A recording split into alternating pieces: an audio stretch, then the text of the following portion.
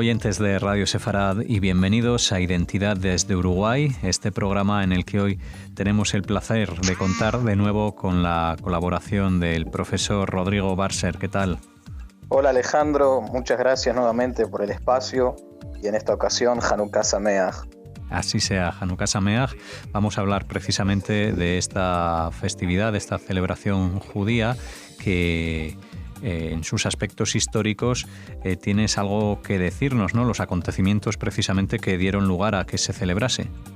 Sí, porque realmente Hanukkah, de todas nuestras festividades judías, es la que podríamos decir que tiene un relato histórico, digamos, verificado, comprobado. Las demás tienen mucho de lo folclórico, de lo mítico, pero si bien por supuesto en esta festividad también hay aspectos míticos, más que nada lo que es el relato de ese cacharro de aceite que supuestamente duró durante 8 días dentro del templo de Jerusalén, en realidad hay toda una serie de acontecimientos históricos comprobados, verificados, que hacen de esta historia un relato muy significativo para el pueblo judío, porque podríamos decir que fue, si no el último, uno de los últimos esfuerzos judíos previos a la ocupación romana de recuperación, podríamos decir, de la soberanía de los judíos sobre su territorio ancestral. Estamos hablando cuando nos referimos a la festividad de Hanukkah, nos estamos refiriendo al siglo II antes de la era común, ¿sí? Cuando ya se había fragmentado el imperio de Alejandro Magno tras su fallecimiento.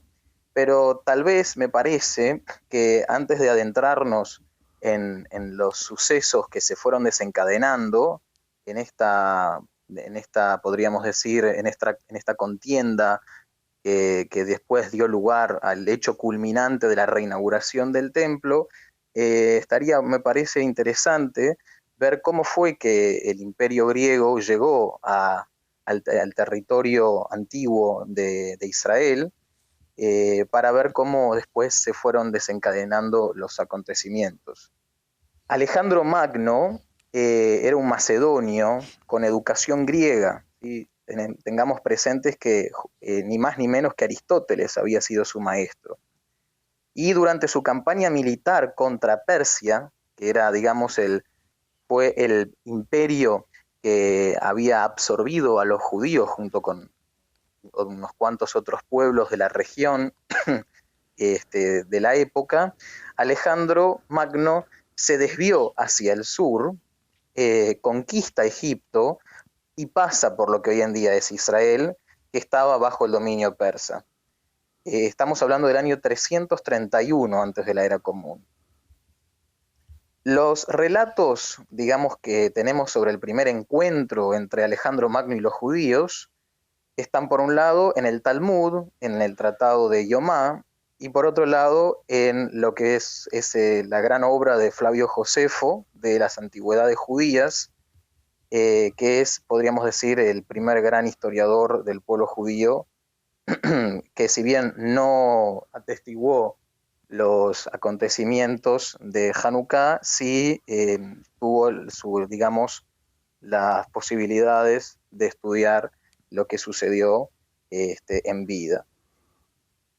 Lo interesante es que en ambos relatos, el sumo sacerdote, el Cohen Agadol, como temía que Alejandro Magno fuera a destruir la ciudad, salió a recibirlo de buena manera. Así es que Alejandro absorbe pacíficamente la tierra de Israel, a su imperio, y les garantiza a los judíos muchos privilegios, incluso la exención de los impuestos, los años de lo que en hebreo se conoce como Shemitah, que es el año en que no se puede sacar provecho de la tierra, ¿sí? Cuando la tierra yace en barbecho, que es en ese año, cada 7 años que se da esa situación. Y en agradecimiento, los sabios judíos de la época instaron a, digamos, a las familias que iban a tener sus hijos, que sus primogénitos se llamaran Alexander. Por eso encontramos que hay una fuerte tradición dentro del pueblo judío de llamar, de que muchos hombres se llamen Alejandro o Alexander. Uh-huh. Pero ¿qué pasa? Al morir Alejandro Magno en el 323 antes de la era común, el reino, o mejor dicho, el imperio de Alejandro Magno, se descompone, se fragmenta y sus generales se reparten el imperio. Macedonia quedó en poder de Antígono, Egipto queda en poder de Ptolomeo y lo que a nosotros más nos compete es Siria, la región de Siria del imperio de Alejandro Magno, que queda en manos de los Seleucidas. Estos 3 reinos son los que se conocen como los reinos helenísticos. Cuando hablamos de helenístico estamos hablando de lo griego posterior a la muerte de Alejandro Magno. Y es precisamente con este, fragmento de lo que en su momento fue el imperio de Alejandro Magno, el de los Seleucidas, contra los cuales se va a enfrentar el ejército judío de los macabeos. Tenemos esa idea general de que los judíos se sublevaron contra los griegos. No es precisamente contra los griegos, sino contra este fragmento del imperio de Alejandro Magno, que, como había sido justamente conquistado por un emperador de cultura griega, habían asimilado la cultura griega. Pero estamos hablando, en realidad, cuando hablamos de la contienda entre los judíos y sus adversarios de esta época, estamos hablando más de los sirios de cultura griega. ¿Qué podemos decir entonces con respecto a cómo se fueron desarrollando los acontecimientos? La situación, podríamos decir que lo que define este momento histórico es que la dinastía de los sacerdotes en el Templo de Jerusalén va a, desnaturalizarse. ¿Qué quiero decir con esto? Se va a, la dinastía sacerdotal, tradicionalmente hasta el momento, provenía supuestamente de los descendientes del primer sumo sacerdote del Beit HaMikdash, que era Tzadok, que de acuerdo a la genealogía bíblica era descendiente de Aarón, ¿no? Del hermano de Moisés. Un tal Jonio ben Shimón es el último representante de este orden sacerdotal, pero cuando los macabeos, y precisamente los asmoneos, era una de las 24 familias de Coanim, de sacerdotes que había, vencen a los Seleucidas, el sacerdocio pasa de ser algo dinástico a ser algo, supeditado a negociaciones y a constelaciones políticas. Es decir, ya no va a ser algo por privilegio de linaje, sino por el mérito de haber ganado una guerra, ¿sí? Es decir, acá aparece el mérito de ganarse el lugar por el triunfo, por la victoria militar, y no por ser, hijo de. Uh-huh. Lo que en principio ya encontramos, previo a la rebelión de los macabeos, que ya había, previo a esa contienda, sacerdotes que ya estaban helenizados. ¿Qué quiere decir que estaban helenizados? Que, recibían, podríamos decir con beneplácito, la incorporación de ritos y de costumbres griegas al Templo de Jerusalén, cosa que es algo, inadmisible para la tradición judía, podríamos decirlo de alguna manera. Tenemos sacerdotes como Jasón, como Menelao y como Alquemos, que ya no tienen que ver con la dinastía sacerdotal antigua, sino que, digamos, son designados como sumos sacerdotes ya por, digamos, negociaciones políticas, no por ser descendiente de la línea de Aarón. Lo que va a, digamos, a suscitar el furor de los judíos, pero más que nada de los más nacionalistas, no de los más asimilados, va a ser que el emperador justamente del imperio seleucida, el famoso Antíoco Epífanes, impone forzosamente restricciones muy fuertes a los ritos básicos judíos. Por ejemplo, la prohibición de la circuncisión, de la observancia del Shabbat, de la alimentación kasher, que digamos son marcas características de la tradición judía. Y para, digamos, complementar esta situación, los propios Kohanim, los sacerdotes, que estaban bastante asimilados a la cultura griega, cooperan con la ejecución de esas imposiciones y colaboran con la profanación del templo, porque de alguna manera eso a ellos les favorecía por recibir el apoyo de los seleucidas. Pero una familia de judíos procedentes de la ciudad de Modi'in, una ciudad rural del antiguo Israel, no acepta para nada esta tendencia helenizante y asimilacionista que se venía dando en el antiguo Israel, y deciden sublevarse contra el imperio, contra Antíoco IV. A diferencia de su padre, Antíoco III, que había concedido una libertad religiosa, digamos, importante para los judíos, su hijo, Antíoco IV, va a adoptar una actitud muy hostil y totalmente contraria a la que había adoptado su padre.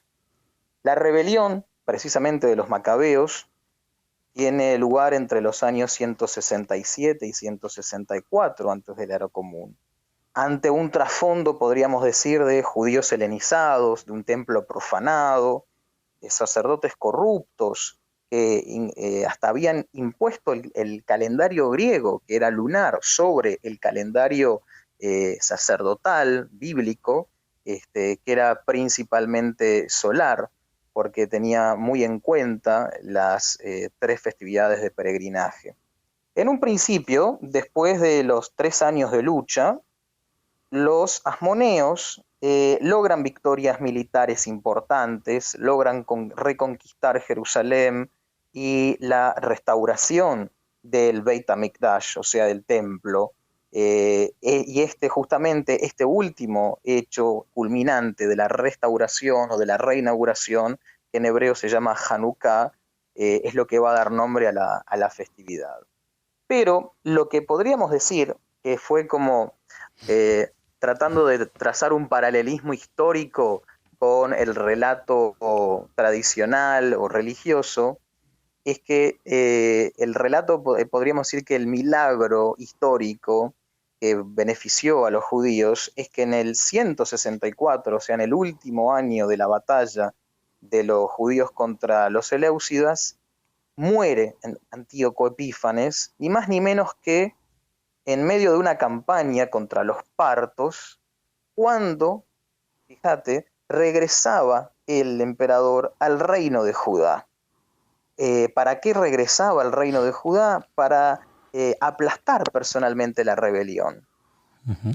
Pero su vida no se lo permitió, y justamente eso es lo que va a generar toda una turbulencia y un desequilibrio político dentro de su imperio, que no va a permitir que, digamos, sean vencidos los judíos. Como él muere, quien lo va a suceder es Lisias. Y Lisias, debido a, digamos, la inestabilidad que se había generado en el imperio seleucida, producto del fallecimiento súbito y repentino de Antíoco Epífanes, lo que va a hacer es una tregua con los judíos. Va a anular las restricciones de Antíoco y les va a permitir a los asmoneos un amplio margen de libertad religiosa. Es decir, vuelven de alguna forma al estado inicial en el que se habían encontrado los judíos cuando estaban dominados por el padre de Antíoco IV. Pero lo que sucede es que, bueno, allí se va a coronar ni más ni menos que el hermano mayor de los asmoneos, que es justamente Matitiau. Pero una vez muertos los hermanos mayores de la familia asmonea, que son Matitiau y Yehudá, quedan Jonatán y Shimón. Jonatán, precisamente con el apoyo de Alexander I, que era sucesor de Antíoco y pretendiente al trono seleucida, es nombrado ni más ni menos que Cohen Agadol, es decir, sumo sacerdote de la ciudad de Jerusalén.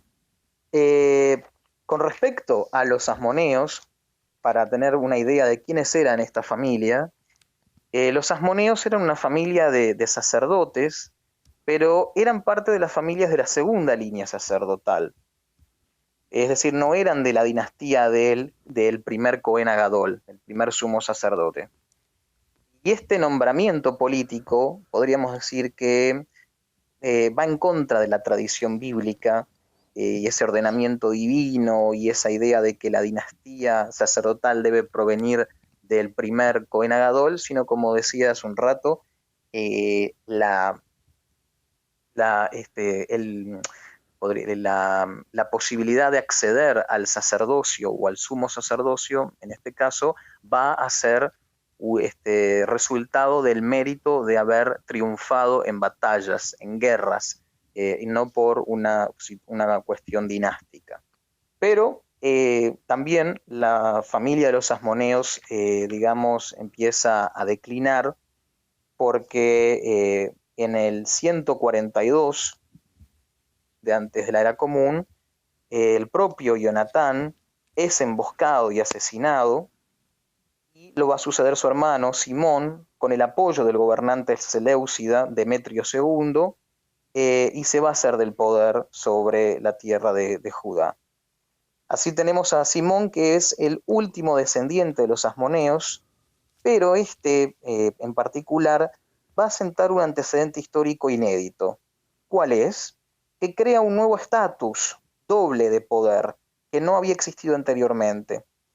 Porque, por un lado, va a ser Cohen Agadol, sumo sacerdote, sin ser parte de la dinastía sacerdotal principal. Y a la vez va a ser ungido como rey sin ser parte de la dinastía davídica, ¿sí?, de la tribu de Judá, porque supuestamente para ser rey había que descender de la línea de David. Y, digamos, sin cumplir ninguno de los dos requisitos, se va a coronar como rey y además se va a ungir como sacerdote. Es decir, acá se desnaturaliza absolutamente el origen del sacerdocio y de la monarquía hebrea, y pasa a ser algo puramente resultado del mérito de haber ganado contra los seleucidas.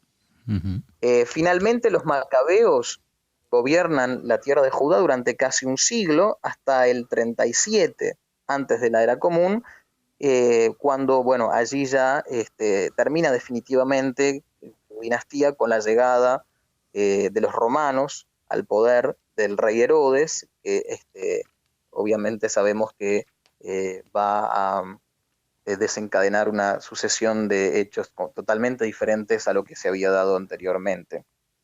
Pero lo que a mí me gustaría señalar es que